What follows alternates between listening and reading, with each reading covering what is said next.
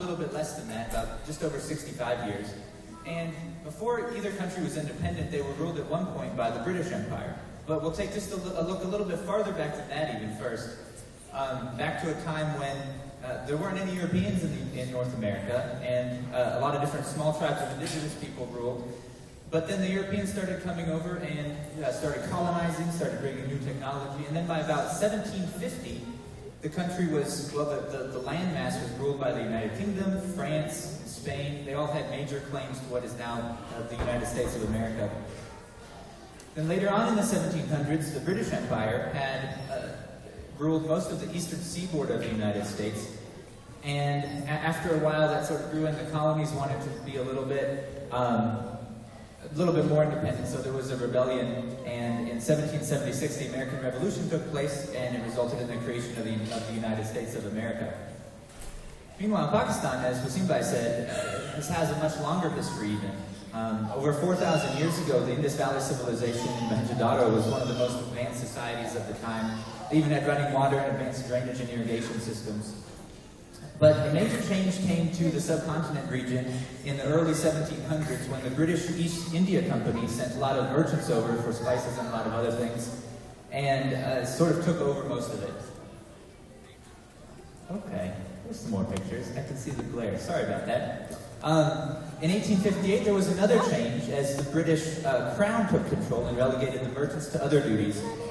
And this British Raj, as it was known, lasted into the 1900s, when the toll of World War II was great for the British, and the Indian National Congress and the Muslim League struggled for independence. And then in 1947, the British split apart India, and the Islamic Republic of Pakistan was formed. Now, over in America, after the British left, the country spread westward in an amazing way, and an influx of people from all over the world created a society unlike any other before it. Immigrants from around the world settled down to make their own way of life, resulting in a rich and complex melting pot of cultures. The promise of a free country brought many people to America, where they were free to practice whatever religion they wanted, where they could work at whatever job they wanted, and where they could create the life they wanted for themselves and their children and their grandchildren. The U.S. today is one of the world's largest countries, and for better or worse, the world's most dominant superpower. Meanwhile, back in the subcontinent, after the British partitioned what used to be India and created what is now Pakistan, India, and Bangladesh, Pakistan has carved out a space for itself on the world stage. And today, Pakistan is the 6th largest country in the world, housing around 190 million people in a space a little bit more than twice the size of California.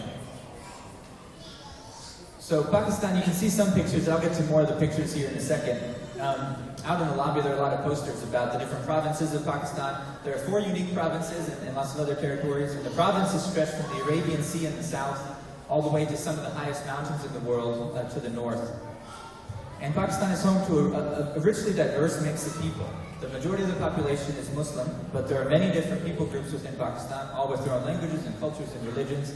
There are a couple posters out in the lobby I would urge you to look at more closely that sort of go into a little bit more of the diverse mix of Pakistanis. There are 2 official languages in Pakistan, Urdu and English, but many millions of people speak Punjabi, Saraiki Pashto, Sindhi, Hindko, and Baluchi. My life has been split almost in half between Pakistan and America, and while there are frustrating things about each country, have you seen political ads recently, for one thing? I don't want to go into those right now. But there are things that I love about each country. And I just wanted to mention a few of them here for a final couple seconds. I think I got louder suddenly, didn't I? One thing I love about America is that you can get cheeseburgers and pizzas at every corner. But in Pakistan, you can get handi, which I also love. And handi isn't the only colorful thing in Pakistan. As you can tell from a lot of the dresses here tonight and a lot of what we'll see in the fashion show later, there is a lot of color in Pakistan, and it's pretty amazing. In America, one of the things I like, even though I might have to drive through some construction on US 31, I don't have to worry about hitting camels or donkeys or bicycles or anything else.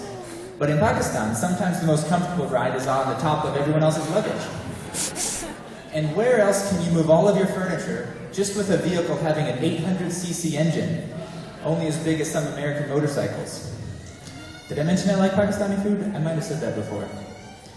And whether it's the smallest mosque on a road near Bhagnotur, just outside of Ahmedabad, or a small chapel in the foothills of the mountains, or an aloo parathas served with steaming chai, there's a great deal to love about Pakistan.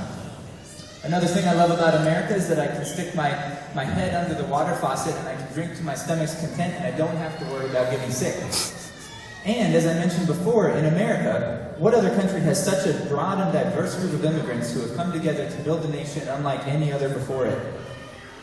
Pakistan too has a great deal to offer though, from beautiful scenes of harvest time, to amazing flora and fauna, and digitally electricity that works in mysterious ways or sometimes doesn't work at all. And whether it's a beautiful sunset or flowers near a mosque, one of my favorite things about Pakistan remains the mountains, the amazing mountains. I don't know how well you can see it, but this is a shot of Nanga Parbat, the world's 9th largest mountain, taken from about 100 miles away to the southwest near Natia Gully. And there's another poster about the mountains of Pakistan out in the lobby. I would urge you to check it out. But what truly makes Pakistan great, and what truly makes America great, and you guys are the answer. The people of each country, their kindness, their hospitality, their hard work and dedication, the people of Pakistan and the people of America, and you guys here that are joining those two together are what truly make each of the countries great. And the rest of today's cultural program, you'll have the chance to be exposed to just a little bit of the richness and diversity of Pakistani culture through the songs and dances prepared just for you.